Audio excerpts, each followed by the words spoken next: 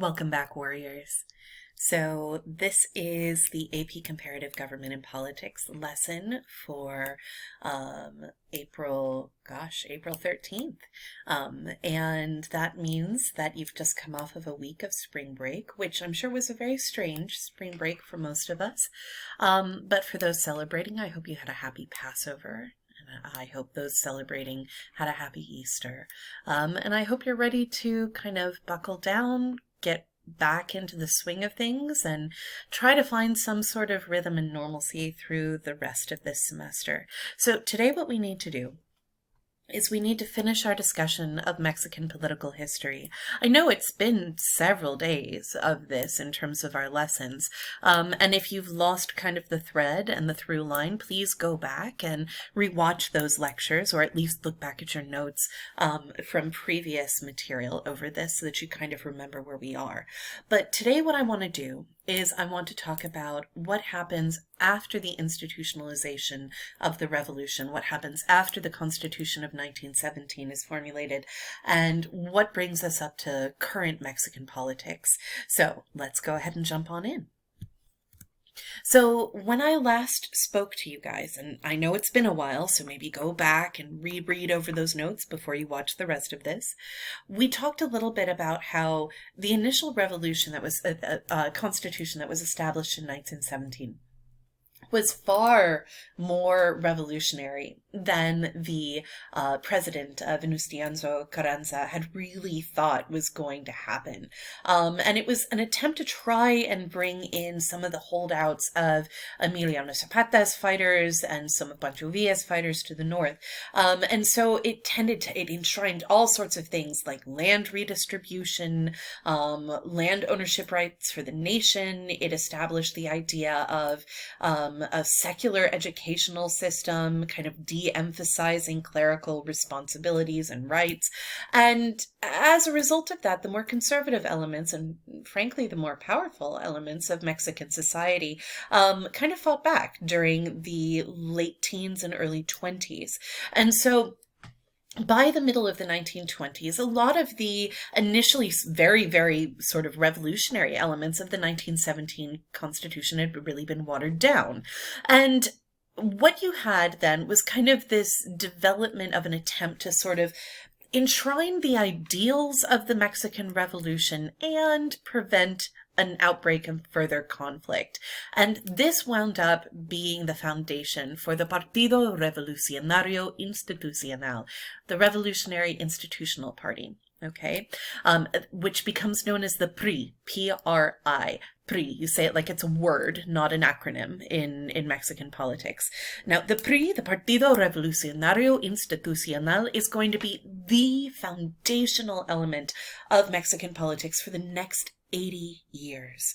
So, the PRI was the party of those who supported the 1910 revolution. But if you remember, the 1910 revolution involved like a zillion different factions. So, like, just saying you supported the revolution was kind of non-specific, and frankly, most Mexicans had supported the revolution in some regard. What particular faction they were with was a different matter, and the PRI kind of ignores that.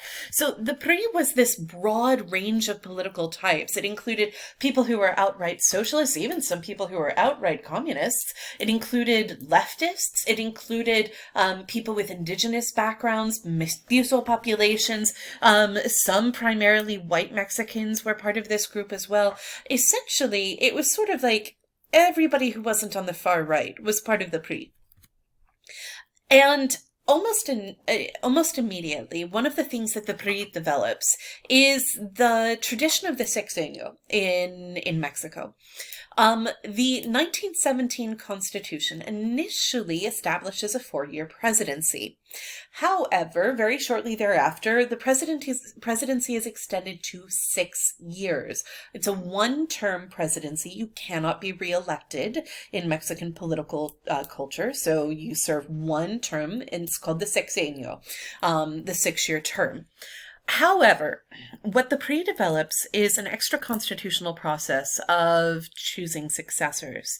The PRI basically, because it takes over the entirety of the political system, The PRI prevents there from being any sort of primary system for choosing new candidates. Instead, what would happen is that the president of Mexico, upon finishing their sexenio, would then kind of give the nod to whomever they wanted to get the nomination for the presidency from the PRI. There wouldn't be any sort of like national vote to determine the candidate. It was just sort of like if you were previously the president, you got to choose your successor, because only people from the PRI won the presidency for 80 years. So that meant that if you were this gentleman right here, this is Lázaro Cárdenas, if you were Lázaro Cárdenas, you got to choose your successor, and pretty much that person would win the presidency.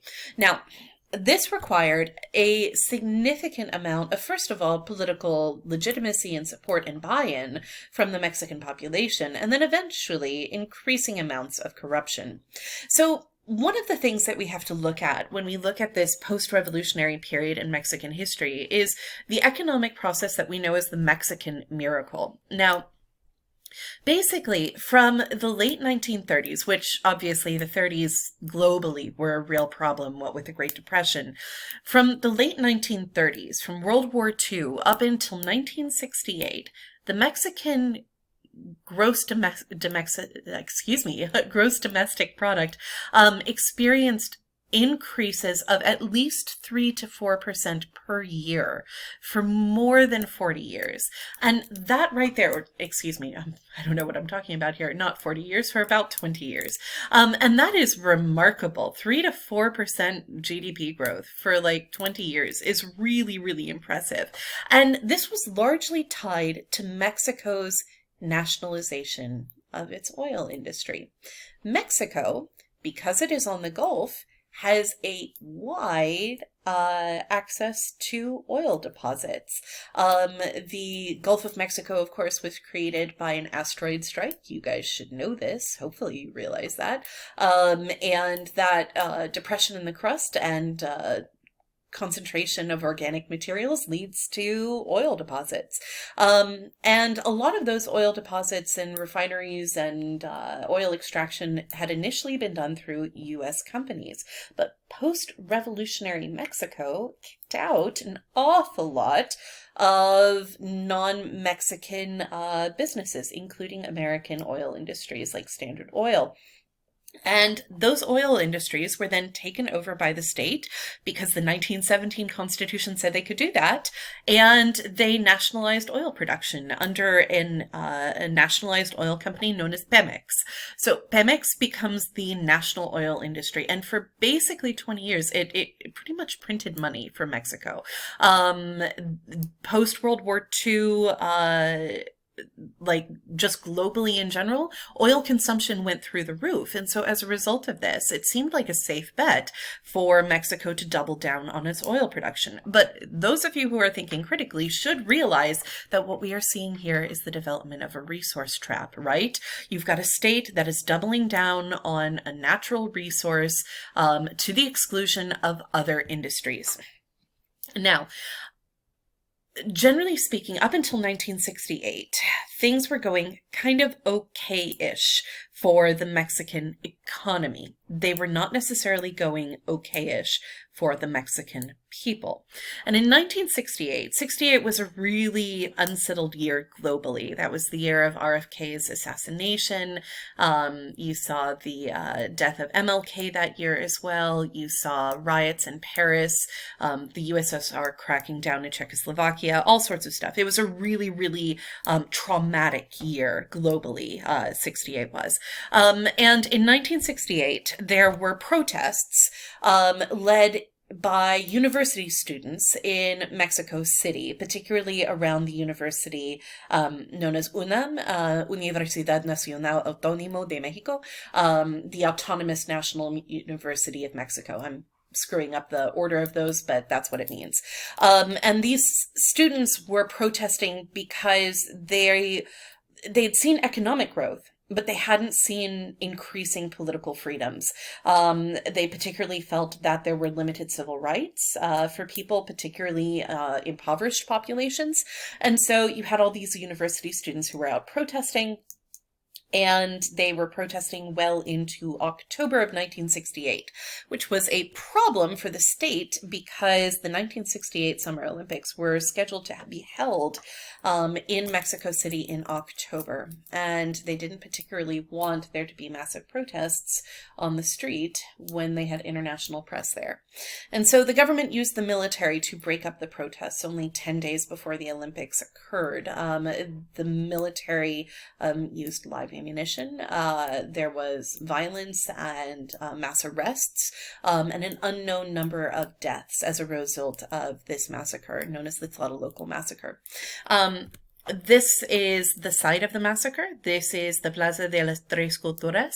It's so called because this right here is the Catedral. It's the colonial era Spanish cathedral. And just where you can't see it, it's actually this direction from where the camera is. Over this way is the ruins of the Aztec Templo Mayor, the large central temple from Tenochtitlan. And then here you have sort of modern Mexico. So three cultures: modern Mexico, colonial, Spanish, and then over here is the Mexica. It's a highly controversial act by the Mexican state, and in some ways this right here breaks the relationship. People had been willing to deal with the fact that the PRI pretty much controlled everything in politics because the economy had been increasing and people were doing okay. But images like this right here, where you had Mexican police forces clearing the square with excessive violence against nonviolent protesters, was kind of a breaking point. It really starts to rupture the legitimacy of the Mexican state.